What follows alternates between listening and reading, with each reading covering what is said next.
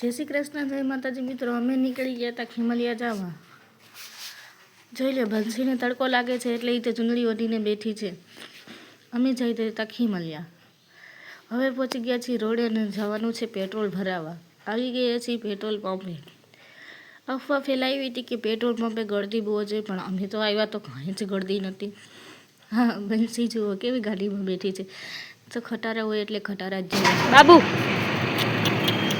બંસી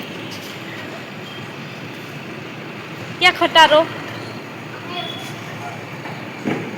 ત્યાં હજી એક આવી રહ્યો.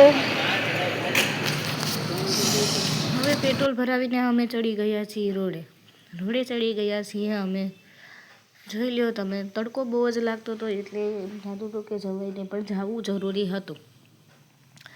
આ અમારા જામનગરમાં બાયપાસ છે. આ બાયપાસમાં અમારે પણ પુલ બને છે. પુલનું કામ હજી અધૂરું છે, હજી ચાલે જ છે. મને લાગે છે કે પુલનું કામ ચાલતા ઘણો ટાઈમ થઈ જશે. કેટલા ટાઈમથી ચાલુ છે? રસ્તો પણ બીજી જગ્યાએથી નીકળે છે, કેમ કે ઓલો રસ્તામાં પુલ ચાલુ છે.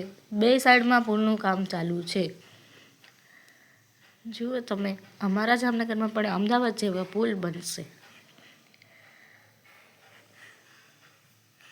જો આ છે બકરા. બંસીને તો બકરા અને બસ ને ખટારા જુએ એટલે બહુ જ ગમે. હવે અમે પહોંચી ગયા છીએ ઘરે.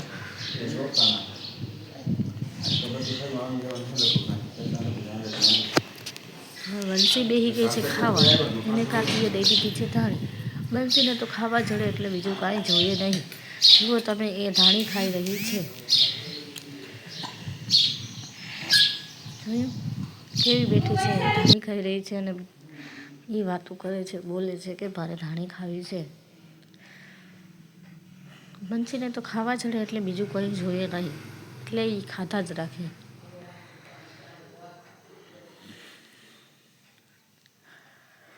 હવે અમે પહોંચી ગયા છીએ બીજા કાકીના ઘરે. આ છે એનું ફર્યું. જેવો તો બંસી કેવી દડેથી રમે છે, એને વેદાંશી બે. અહીંયા જણું શાક વઘારી રહ્યા છે. બટેકાનું શાક, ખીચડી અને આથણું. સાંજે જમવામાં એવું હોય છે. બીજા વિડીયો બનાવાય નહીં કે અહીંયા અમે બેસવા આવ્યા છીએ. દાદી ગુજરી ગયા છે એટલે ખીમલિયા આવ્યા છીએ હવે. આ શાક વઘારે એ અમારા જેઠ બાબા છે. એ શાક વઘારે છે.